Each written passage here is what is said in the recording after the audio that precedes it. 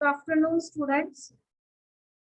कल हम कर रहे थे यूनियन और स्टेट्स के बीच जो टेंशन एरिया है कि संघ और राज्यों के बीच जो तनाव की स्थिति है, उस तनाव को खत्म करने के लिए केंद्र के द्वारा भी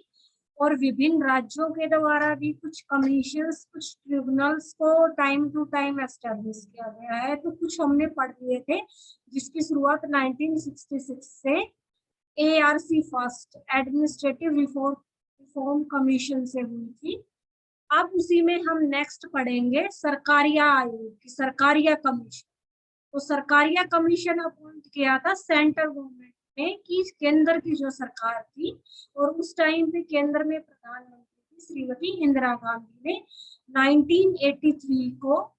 सरकारिया कमीशन अपॉइंट किया था। और सरकारिया कमीशन 3 सदस्य था, जिसके अध्यक्ष थे न्यायमूर्ति, जो न्यायमूर्ति में जो जज थे रणजीत सिंह सरकारिया, और अन्य 2 सदस्य थे P Sivaraman, SR Sen. Easy तरीका है नाम याद करने का, तीनों एस से स्टार्ट होते हैं, शिवरमन, सेन, सरकारिया। ये कमीशन अपॉइंट किया गया था 1983 में, और इस कमीशन ने अपनी रिपोर्ट सेंट्रल गवर्नमेंट को सौंपी थी 27 अक्टूबर 1987 को। और इस कमीशन ने सेंटर और स्टेट के तीनों relations, legislative relations, administrative relations और फाइनेंशियल रिलेशन, इन तीनों रिलेशंस को स्टडी करके जो सिफारिशें दी थी अपनी रिपोर्ट में, वो 257 रिकमेंडेशंस दी थी, 257 सिफारिशें दी थी, जिसमें से प्रमुख इस प्रकार थी। फर्स्ट, इस कमीशन ने कहा था कि स्ट्रॉन्ग सेंटर, कि अब तक जितने भी ट्रिब्यूनल्स या कमीशंस आए थे वो बात करते थे कि राज्यों की शक्तियों में बढ़ावा होना चाहिए, स्टेट्स को ज्यादा पावर्स दी जानी चाहिए। लेकिन इस कमीशन ने कहा कि अगर हमें अपनी कंट्री की एकता, प्रभुसत्ता, अखंडता, इंटीग्रिटी, यूनिटी, सॉवरेनिटी को सुरक्षित रखना है, तो उसके लिए सेंटर को स्ट्रॉन्ग होना पड़ेगा, सेंटर को स्ट्रॉन्ग करना पड़ेगा। और इस कमीशन ने DMK तमिलनाडु की जो राजमन्नार समिति आई थी, या पंजाब की जो अकाली दल की आनंदपुरा साहिब रिपोर्ट आई थी, उन दोनों की इस मांग को पूर्णतः नकार दिया था कि राज्यों के कार्यों में बढ़ावा दिया जाना चाहिए। इस आयोग ने माना था कि शक्तिशाली केंद्र ही होना चाहिए। नेक्स्ट, इस कमीशन ने कहा था अपॉइंटमेंट ऑफ गवर्नर, कि गवर्नर की अपॉइंटमेंट को लेकर इस कमीशन ने कहा था कि राज्यपाल की जब नियुक्ति राष्ट्रपति करता है, तो उस नियुक्ति में राष्ट्रपति को मुख्यमंत्री से परामर्श लेना आवश्यक होगा, कि मुख्यमंत्री से हाँ राष्ट्रपति ही नियुक्त करेगा, लेकिन उसे उस राज्य के मुख्यमंत्री और उस केंद्र में जो सत्ताधारी दल है उससे रेलिवेंट राज्यपाल नहीं होना चाहिए, बल्कि उस स्टेट का जो मुख्यमंत्री है उससे परामर्श करके राज्यपाल की नियुक्ति की जानी चाहिए। नेक्स्ट चीज इसने कहा था राज्यपाल के संबंध में, जिस राज्य में विपक्षी दल की सरकार हो, विपक्षी दल की सरकार का मतलब है जैसे सेंटर में बीजेपी की सरकार है, किसी स्टेट में कांग्रेस की सरकार है,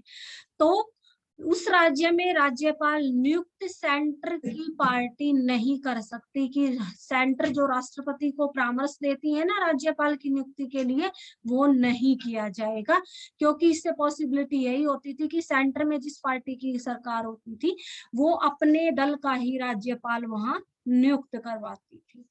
नेक्स्ट, इस कमीशन ने आर्टिकल 356 के बारे में भी कुछ रिकमेंडेशंस दी,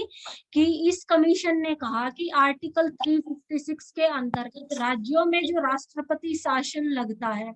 वो राष्ट्रपति शासन सिर्फ राज्यपाल की सिफारिश पर न लगाया जाए, वास्तविक रूप में एक आयोग को नियुक्त करके ये देखा जाना चाहिए कि वास्तविक स्वरूप में संवैधानिक मशीनरी ठीक से नहीं चल रही है क्या, संघीय सरकार के परामर्श से, तर्क से ही वहां नहीं लगाया जाना चाहिए राष्ट्रपति। नेक्स्ट, वित्त संबंधी मामले, कि इस कमीशन ने फाइनेंशियल इश्यूज से संबंधित क्या बातें कही,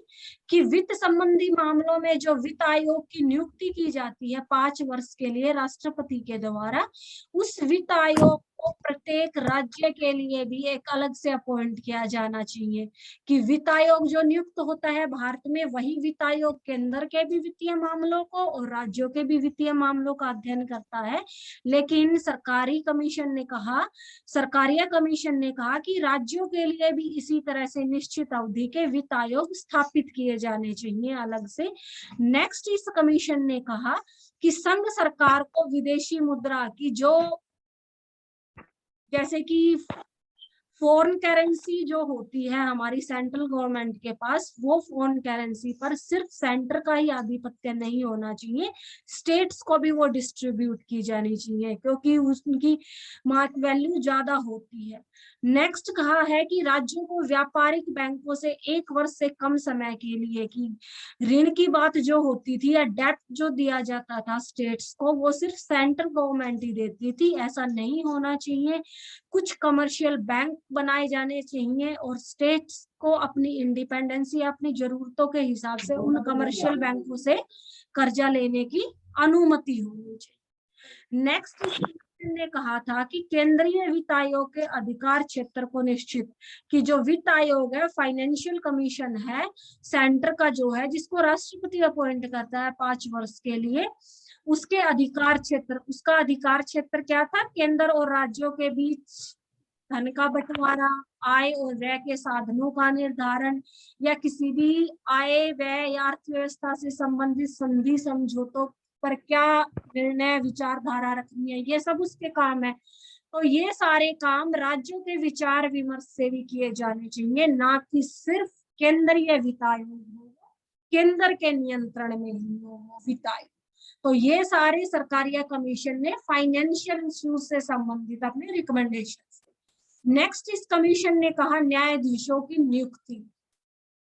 कि सुप्रीम कोर्ट को छोड़ के जो हाई कोर्ट्स हैं, हाई कोर्ट्स स्टेट्स के आधिपत्य में आते हैं, तो हाई कोर्ट के जजों को भी अपॉइंट कौन करता है? राष्ट्रपति। लेकिन हाई कोर्ट्स के जज को अपॉइंट करते समय परामर्श के लिए कोई समय सीमा निश्चित नहीं होती है, जिससे कि जजेस की अपॉइंटमेंट पॉलिसी बड़ी डिस्टर्ब होती है और इसी वजह से बहुत सारी स्टेट्स में जो जजेस के वैकेंसीज होती हैं वो पेंडिंग होती है, कि बहुत सारी खाली पड़ी रहती है। तो उनको अपॉइंट करने का जो प्रावधान है उसको संशोधित करने की आवश्यकता है। उन्हें सिर्फ राष्ट्रपति सर्वोच्च न्यायालय के न्यायाधीशों के परामर्श से ही नियुक्त न। नेक्स्ट आता है उच्च न्यायालय के न्यायाधीशों का स्थानांतरण, ट्रांसफर ऑफ हाई कोर्ट जजेस की सरकार कमीशन कहता है कि न्यायाधीशों का जो ट्रांसफर किया जाता है स्टेट टू स्टेट, की हाई कोर्ट्स के जजेस को ट्रांसफर किया जा सकता है एक दूसरे हाई कोर्ट में, तो उसके स्थानांतरण से पहले खुद उस जज से विचार विमर्श की आवश्यकता है और उनके ट्रांसफर के लिए सिर्फ सर्वोच्च न्यायालय के या सुप्रीम कोर्ट के चीफ जस्टिस की ही स्वीकृति नहीं, 2 सीनियर जजेस से भी विचार विमर्श आवश्यक है। कि जब ट्रांसफर किया जाता है तो जिस जज का ट्रांसफर होना है उससे विचार विमर्श की आवश्यकता है, क्योंकि अगर उसकी सहूलियत के हिसाब से होगा तो वो काम अच्छे से कर पाएगा। और दूसरा, उसके ट्रांसफर में सिर्फ सुप्रीम कोर्ट के चीफ जस्टिस की स्वीकृति नहीं लेनी चाहिए, चीफ जस्टिस के साथ साथ 2 सीनियर जज जो होते हैं सुप्रीम कोर्ट से, उनसे भी विचार विमर्श होना चाहिए। नेक्स्ट, इस कमीशन ने कहा था suggestions for all Indian services, UPSC services, IAS, IFS, IPS officers जो थे, इनसे संबंधित रिकमेंडेशंस दी थी कि 3 कैटेगरीज के ही आईपीएस ऑफिसर या ऑल इंडियन सर्विसेज हैं। उसके साथ साथ इन ऑल इंडियन सर्विसेज को और ज्यादा एक्सटेंड करना चाहिए, जैसे कि एजुकेशन फील्ड की भी होनी चाहिए, मेडिसिन फील्ड की भी होनी चाहिए, चिकित्सा स्वास्थ्य में भी होनी चाहिए ऑल इंडियन सर्विसेज, और एजुकेशन फील्ड में भी होनी चाहिए, जिससे कि अच्छे से एडमिनिस्ट्रेटिव वर्क किसी भी स्टेट का चल सके। नेक्स्ट, कमीशन ने कहा था establishment of inter state council, की अंतरराज्यीय परिषद की स्थापना, और जो अंतरराज्यीय परिषद आर्टिकल 263 के अंतर्गत सरकारिया आयोग की सिफारिश के बाद ही स्थापित स्थापित किया गया था और राष्ट्रपति ने इसको स्थापित किया था मई 1990 में, कि 1990 में इंडिया में इंटर स्टेट काउंसिल एस्टेब्लिश की गई थी। और इस काउंसिल का काम है स्टेट और सेंटर के बीच के मुद्दों का निवारण करना और स्टेट टू स्टेट, राज्य दो या दो से अधिक राज्यों के बीच विवादों का निपटारा करना और राज्यों और केंद्र के बीच विवादों का निपटारा। नेक्स्ट इस कमीशन ने कहा था राष्ट्रीय विकास परिषद के संबंध में सुझाव,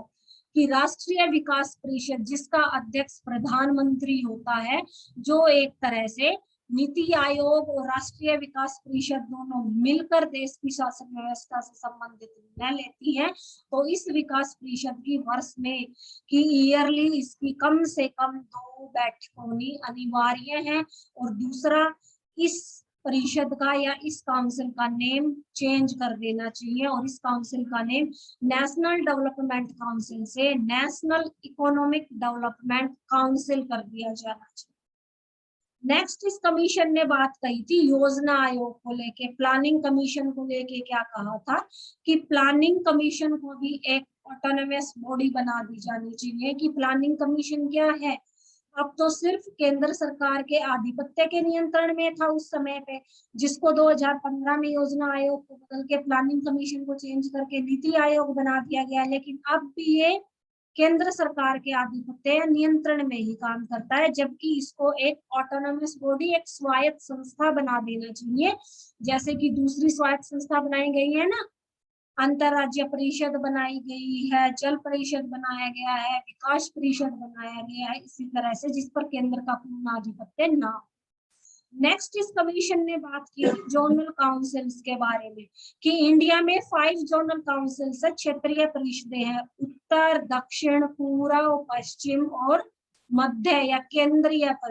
क्षेत्रीय परिषद। और इन 5 क्षेत्रीय परिषदों के अंतर्गत उस एरिया के स्टेट्स आते हैं और इन 5 के 5 का सर्वोच्च अध्यक्ष प्रधानमंत्री होता है। इनकी अध्यक्षता की दूसरे परिषदों की बैठकों की बजाय गृह मंत्री की अध्यक्षता करने की, कि गृह मंत्री इनकी बैठकों की अध्यक्षता करे और हर एक परिषद की जो रीजनल जो बैठक होती है बारी बारी से उनका मुख्यमंत्री उनकी अध्यक्षता करे। और राज्यों के पुनर्गठन अधिनियम की 1956 के अंतर्गत इन रीजनल या जोनल काउंसिल्स को एस्टेब्लिश करने की सिफारिश की गई थी और इन सिफारिशों को माना भी गया था, जोनल काउंसिल्स बनाई गई थी।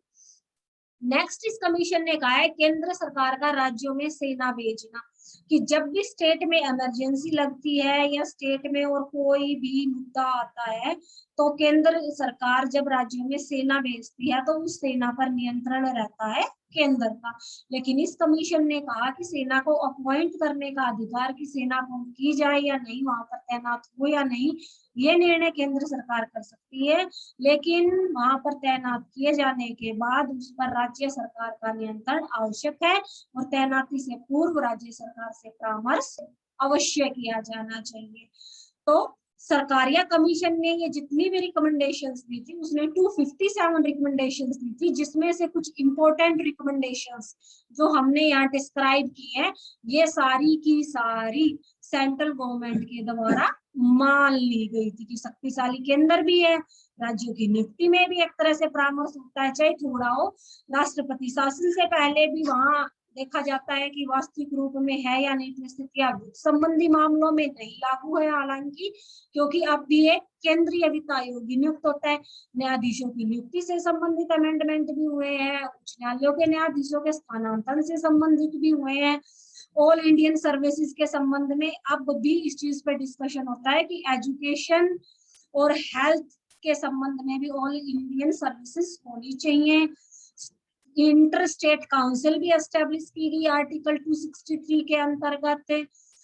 और नेशनल डेवलपमेंट काउंसिल भी है और यही काउंसिल काम करती है आज नेशनल इकोनॉमिक डेवलपमेंट काउंसिल का। जोनल काउंसिल्स भी एस्टेब्लिश की गई और आर्म्ड फोर्सेस इन स्टेट्स में आर्म्ड फोर्सेस को एस्टेब्लिश करने से पहले स्टेट से विचार विमर्श या स्टेट से ये पूछा जाता है उन्हें जरूरत है या नहीं है ऐसी सर्कमस्टांसेस की, तो यहाँ पर हमारा समाप्त होता है सरकारिया कमीशन। और लास्ट कमीशन जो स्टेट और सेंटर्स के बीच मुद्दों को सुलझाने के लिए अपॉइंट किया गया था, वो कमीशन 2007 में आया था, पुंछी आयोग, पुंछी कमीशन जिसको बोला जाता है। और ये कमीशन 2007 में डॉक्टर मनमोहन सिंह की सरकार के द्वारा गठित किया गया था, सेंट्रल गवर्नमेंट के द्वारा गठित किया गया था, और इसके अध्यक्ष थे मदन मोहन पुंछी। अब एक चीज देखो, सरकारिया आयोग का अध्यक्ष भी सरकारिया जो उसका अध्यक्ष था उसी के नाम पे था कमीशन का नाम, और पुंछी कमीशन का भी उसके अध्यक्ष के ऊपर ही नाम था, पुंछी कमीशन, मदन मोहन पुंछी के नाम पे। और इसके 3 अदर सदस्य थे, डॉक्टर NR माधव मेनन, श्री विनोद कुमार दुग्गल और धीरेन्द्र सिंह की ये कमीशन 4 सदस्यीय था। सरकारिया कमीशन 3 सदस्यीय था, लेकिन पुंछी कमीशन 4 सदस्यीय था। और इस कमीशन ने अपनी रिपोर्ट सेंट्रल गवर्नमेंट को अप्रैल 2010 में सौंपी थी, कि 2007 में ये अपॉइंट किया गया था और 2010 में इसने